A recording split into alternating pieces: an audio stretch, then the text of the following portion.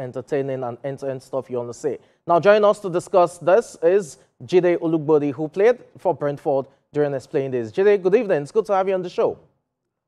Yeah, good evening. It's a pleasure to be here again. Okay, let's delve into it. Quite a handful of matches here. We know quite well that at the top of the standings, Arsenal against West Ham United would definitely attract attention, not forgetting Manchester City in the mix as well against Liverpool. But the big one definitely on the night would have been, over the weekend rather, would have been Newcastle United against Nottingham Forest, considering it was an end-to-end stuff. Let's start from the top, talking about Liverpool's performance against, Manchester City. It wasn't the best of performances in terms of fluid football, but it was a comfortable win, you want to call it, a performance that did get the job done for Liverpool at this point in time. How impressed were you by the performance, and do you think at this stage we can definitely see Liverpool will be champions? I think it was a stellar performance. It's hard to see them drop 3-4 games now before the end of the season. So in a nutshell, you can start congratulating them. But I'm sure the coach as well, his experience, he's won the league in Holland. I'm sure he'll be telling the guys, look, we still got to work hard. We've got to put all the effort in there. And he'll be getting the experienced players like Van Dijk and all of them to, nurture the young ones and say, look, it's not... Yeah, I'm still talking about Liverpool against, Manchester City. The question for City has always been a top 4 finish, because the title defense definitely, that probably ended as early as November. But this time around, yet another loss, 20 points behind the champions and waiting. What next for City? Is it really the end of an era and we're looking at a total rebuild, a total reset for Pep Guardiola and his men? Oh, yes, absolutely. When you look at his lineup on Sunday, you see that there were 4 or 5 players. I think Luis, Kusanovic, the Nico, and Savio. They didn't start last year. So you got 5 players like that who are young, who didn't start last year at this time. So I think Guardiola is already looking forward to the next season and thinking, look, this team gave me 5 back-to-back championships. I need to start building again, because everyone goes to play them on their own turf now, as if, look, we can get something from here. And it wasn't like that, years ago. So yes, I would say that it's an end, and he needs to start looking at rebuilding this team from the scratch as well. Okay, let's look at Liverpool's title running now. And we're talking about Liverpool in the sense of the matches they have to play next. These are the next 5 matches in the league, of course. You have Newcastle United, definitely is 10th test. You have Southampton, that those who say on paper it should be a role really for Liverpool. But we know quite well how teams that are battling relegation can prove to be a really difficult team to play at this stage of the season. You have Everton, the derby. We saw how that ended in a 4-goal stalemate barely 2 weeks ago. There will be another one this time around at Anfield. And you have Fulham against Liverpool, then West Ham United. Of all of these matches, Newcastle United definitely the toughest of them all. But should Liverpool come out unscathed from these 5 matches in terms of maximum points, or at the very least 12 out of 15, you can confidently say they're home and dry? Oh, yes. Should they, get 12 points from there, it's probably almost job done. And in the Premiership, you never say never. Who would have thought that West Ham will go to the Arsenal and beat them at home on Saturday? So, but with the way the momentum is now, with the way Liverpool are playing, and going to play Liverpool and Anfield now will be a tough ask for anybody. So yes, Newcastle feels like it's a tough one out of the games. But I believe that, like I said earlier on, look, if you've been in championship run-ins, you would understand that when it gets to this period, one game can make the difference, especially where they'll be playing every 3 days, playing Champions League and stuff like that. So I think this is not the time to count the chick. They say do not count the eggs until they're hatched, isn't it? So, wait and take every game 90 minutes. It's another game less after that. And that's what the coach is going to try to be telling them now with the big players, in the team as well.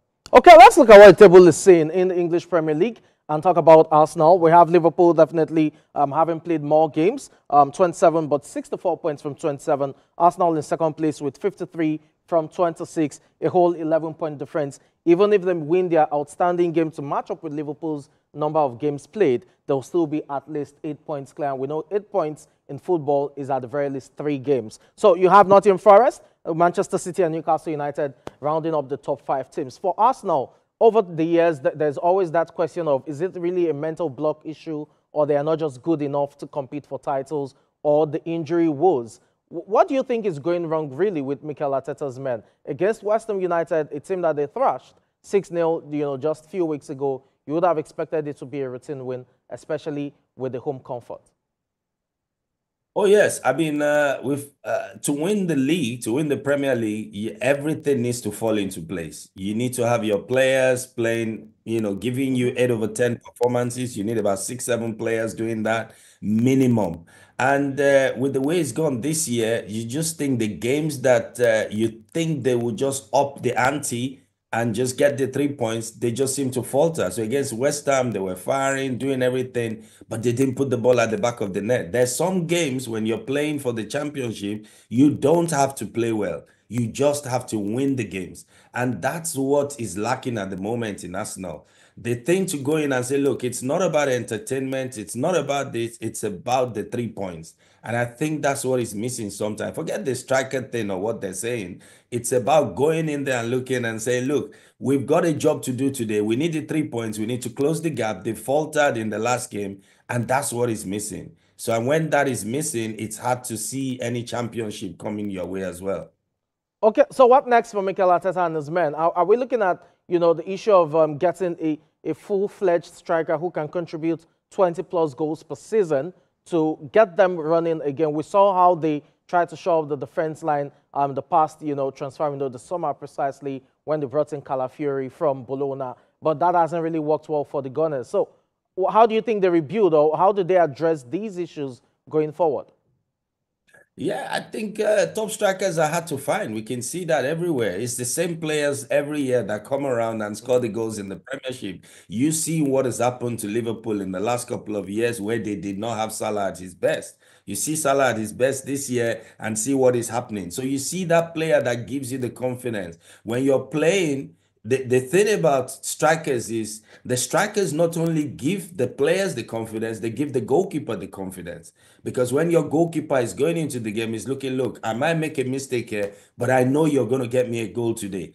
And when you have that striker that you know is lethal in front of goal, it helps the team to go forward. You know, whatever happens, hey, this guy is going to score. You believe it. Your teammates believe it. So that is what is lacking in Arsenal at the moment. They do all the good work, fancy tricks, but who puts the ball at the back of the net? They ain't got nobody in there now. So that is what they need to work on. I know it's a tough ask. Getting the right striker, knowing what the prices are. The prices are crazy nowadays.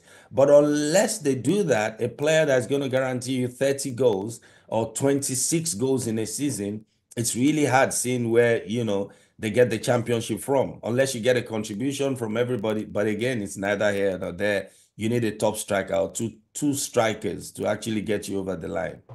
Okay, traditionally, I mean, going by the various years, we know quite well that at this stage of the season, you would have seen Manchester United probably first to second, or at the very least third position.